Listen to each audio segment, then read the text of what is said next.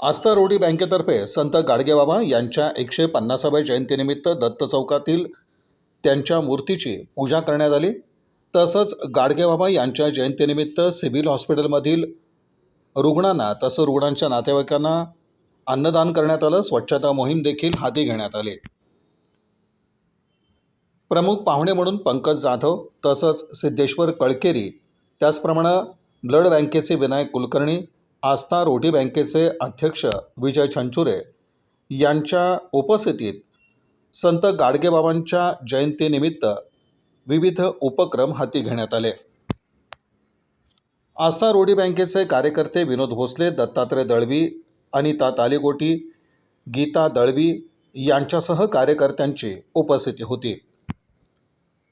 विविध समाज प्रबोधनपर उपक्रम देखील या निमित्तानं हाती घेण्यात आले.